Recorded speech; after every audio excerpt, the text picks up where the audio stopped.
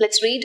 A budget is a statement containing a forecast of revenues and expenditures for a period of time, usually a year. It is a comprehensive plan of action designed to achieve the policy objectives set by the government for the coming year. A budget is a plan, and a budget document is a reflection of what the government expects to do in the future. While any plan need not be a budget has to necessarily be a plan. It shows detailed allocation to resources and proposed taxation or other measures for their realization. A budget is, however, not a balanced sheet exhibiting total assets and liabilities of the government on a particular date.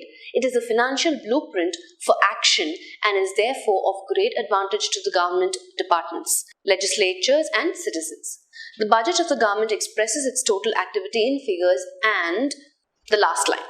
Right? In fact, it's a continuation of the closing sentence. So if I look at my options, everything goes on to say what a budget is all about. Let's read option A. A budget reflects what the government is doing or intends to do. Okay? So when I say is doing or intends to do, we're talking about a future plan, right? And if you notice a couple of words throughout the passage, remember I said when it comes to the closing sentence, we need to pay attention to clue words and phrases throughout the passage which will help us identify the answer option. So the topic sentence, I have a clue word saying forecast. Forecast means something in the future, right? And then it goes on to say, the second sentence say plan of action, right? When you design an action plan, it is for the future, obviously. What you are planning to do, right? And anyway, it says for the coming year. And then the remaining, the next sentence also supports that. A budget is a plan and a budget document is a reflection of what the government expects to do in the future.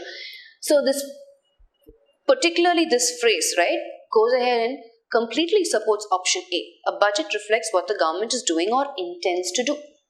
Government expects to do in the future. Seems like our answer. Let's look at the remaining options. A budget is a legal document. Well, depending on the... we don't have enough information about the legality of the document, right? So we can't just generalize saying a budget is a legal document.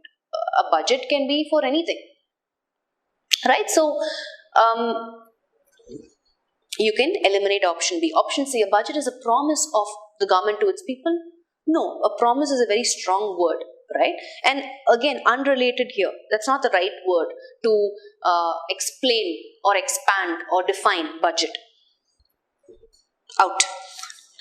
Right? Option D, a budget is a guideline for state governments. Now, see, a guideline is like a general rule or a principle, or a piece of advice. But here we're referring to budget. When I say budget, I'm talking about an estimate of income and expenditures for a set period of time, right? These are the expenditures that I am likely to encounter in the future. So I plan accordingly. So here again, you can eliminate option A. A budget is only a plan on papers that has never been achieved. We don't know this, right? This is almost like you're making a judgment call based on no evidence from the passage, right? The passage does not support this, and we cannot make a statement like that, especially when there is no evidence in the passage supporting that. So, right? So our answer is option A. A budget reflects. So the budget of the government expresses its total activity in figures, and a budget reflects what the government is doing or intends to do. That makes sense and completes the meaning of the passage. Right? Let's read passage. A no-budget film is a produced film made with very little or no money. Young directors starting out in filmmaking commonly use this method because there are few other options available to them at that point. All the actors and technicians are employed without remuneration, and the films are largely non-profit. And then we have the blank, which is in the middle of the passage. Or uses a very minimum crew of volunteers to assist him or her on such projects where no money or financing is available, not including the cost of film. No budget films are made every day with videotapes and consumer cameras. So, but if you, again, we're just going to focus on surrounding context, right? So we have the blank in between, and then we have the synonym hint word or, and then it says uses a very minimum crew of volunteers to assist him or her. So obviously we're talking about the director here, right? So we have an idea now. Let's look at our options. Option A, usually the director works alone on such films. On what films? The films that are non-profit, right? So seems like the answer. Let's look at other options. Option B, these films are huge employers in entertainment industry. Which films? Again, making reference to the non-profit films, but there itself you have the answer, right? How can they be huge employers when they are non-profit? And again, we have additional information in the passage contradicting point B, right? It says a no budget film. It starts off with that. Very little or no money, right? All the actors and technicians are employed without remuneration. So how can that be a huge employer? So contradicts the details provided in the passage. So you can safely eliminate it. What about option C? A team of experts, 2 or 3 in number, starts without any insignificant infrastructure. Now, there's not enough information about a team of experts here. Again, you can safely eliminate option C. Option D, director is the cameraman, lightman, scriptwriter, screenplay, and sometimes even act himself in the film. Seems highly illogical, right? Impossible. How can that even come to be? So, just applying pure logic, you can eliminate option D. Option E, it is difficult task to find suitable people with desired skills. Hence, director works alone on such films. Well, this is more of a judgment call, but then we can't make that judgment because again, we don't have enough information in the passage, right? The passage doesn't say anything about having difficulty getting skilled people or anything on that sort. So, not the right fit here, right? So our answer is A. Usually the director works alone on such films, or he uses a very minimum crew of volunteers to assist him or her on such projects where no money or financing is available, right? So that makes sense.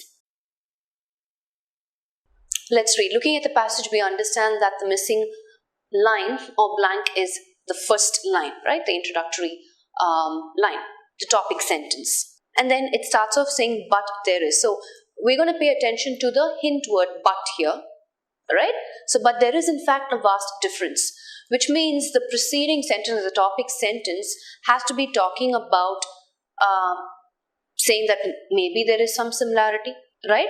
And therefore we have the following sentence saying, but there is in fact a vast difference, reiterating in fact, right? So we need to look at an option. We don't necessarily even need to read the entire passage. By just focusing on the following sentence, let's look at our options quickly. Option A, very often the two expressions merger and amalgamation are used synonymously. Okay, but there is in fact a vast difference. Seems like our best bet. Option B, merger and amalgamation are terms that can be used interchangeably, but up to a limit. Up to a limit gives me a very, very vague idea, right? It seems incomplete. So, though it seems it could be a fit, it's not strong enough like A. So, I would eliminate option B. What about option C? Merger and amalgamation are synonymous to each other. That cannot be true, right? Because the topic sentence contradicts that, but there is in fact a vast difference. So, you can eliminate option C. What about D? Merger and amalgamation are not synonymous to each other. But do we have enough information in the passage supporting that? Let's quickly read the passage for the benefit of option D. Merger generally refers to a circumstance in which the assets and liabilities of a company are vested in another company. The merging entity loses its identity and its shareholders become shareholders of the merged company. On the other hand, an amalgamation is an arrangement whereby the assets and liabilities of two or more companies become vested in another company. The amalgamating companies all lose their identity and emerge as the amalgamated company. Though in certain transaction structures, the amalgamated company may or may not be one of the original companies. So, if you look at the passage, basically just goes on to define what a merger or an amalgamation is, and then it just expands on what it entails, right? So, having said that, D, not enough information. I will eliminate it. What about option E? Words merger and amalgamation should be used cautiously. Again, seems very unrelated here, right? For what need? Why caution? Doesn't make sense. right? Is that the tone of the passage? We very clearly saw that the passage is only helping you understand what a merger or and an amalgamation is.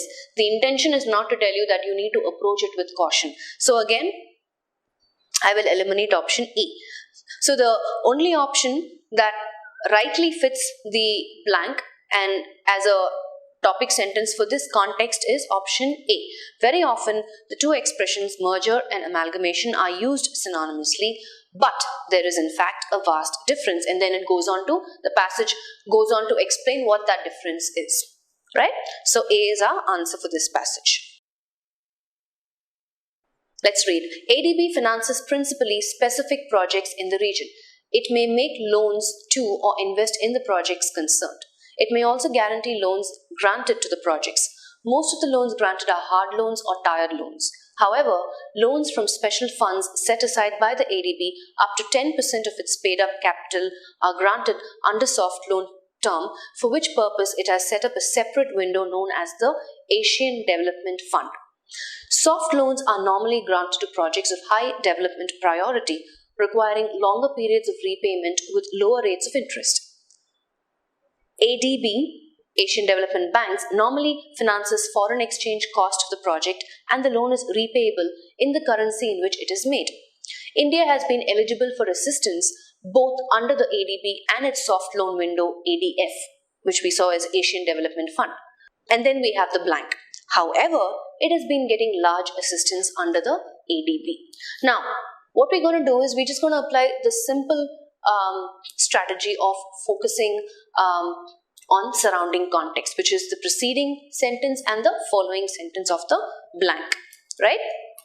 So let's do that. So I have India has been eligible for assistance both under the ADB and its soft loan window ADF, then the blank. However, it has been getting large assistance under the ADB. So your clue phrases here is eligible for assistance, but something India is not probably taking that assistance, right? However, the contradictory hint word comes in saying, but the actual reality is India has been getting large assistance under the Asian Development Bank.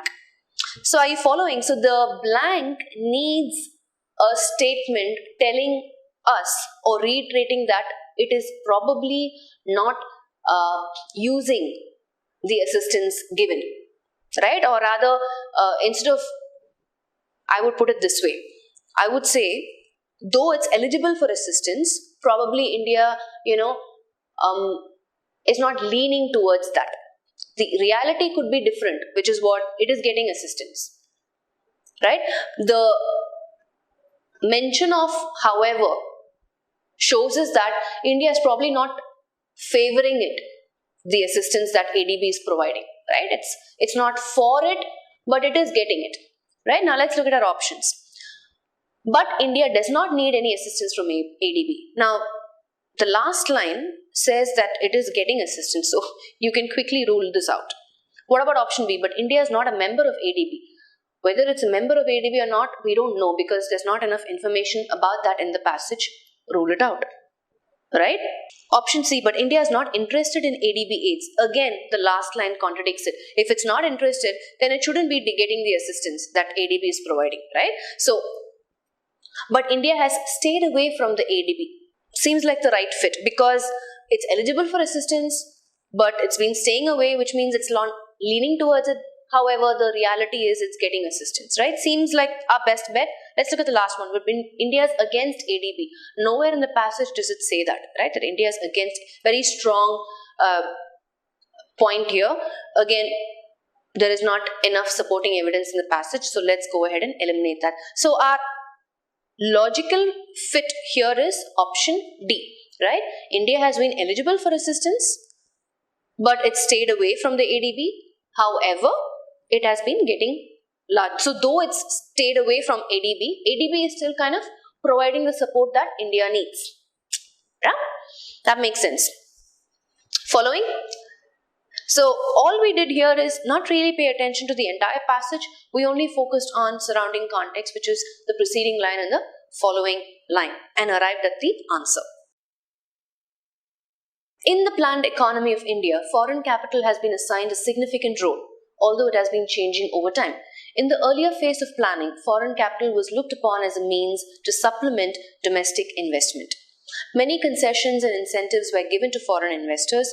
Later on, however, the emphasis shifted to encouraging technological collaboration between Indian entrepreneurs and foreign entrepreneurs. In more recent times, efforts are on to invite free flow of foreign capital, and then we have the blank, which is our last line, which is our closing sentence, which means whenever we have a closing sentence as a blank, right, we need to understand the main message or theme of the passage. What's the author trying to convey, right? We need to also look at keywords, clue words, figure out what the whole passage is about, because then only we'll be able to identify the right closing sentence. Now let's look at our options. Option A, it would be instructive in this background to examine the government's policy towards foreign capital. So having looked at the passage, right, foreign capital obviously is our main keyword, highlighting what the passage revolves around that. Foreign capital assigned a significant role, right? These are all kind of words, keywords that you need to kind of keep in mind, register. In the early phase of planning, foreign capital was looked upon as a means to supplement domestic investment. Okay, many concession incentives were given to foreign investors. Later on, however, the emphasis shifted to encouraging technological collaboration between Indian entrepreneurs and foreign entrepreneurs. So having looked at the passage, it makes more sense, right? And in recent times, efforts are to invite free flow of foreign capital, which means it makes more sense to examine the government's policy towards foreign capital, because there's so much going around it or involved with foreign capital, right? Seems like our safe option. But let's look at the remaining options. Option B, it would be instructive in this background to examine the World Bank's policy towards foreign capital India. Why would we want to do that, right? There is no mention of World Bank here. Seems very unrelated to the context. We can eliminate this. Option C, let us keep our fingers crossed and look for the next parliamentary session for debate on the issue. Why? Why dramatic? Why do we have to get this dramatic? Very uncalled for, right?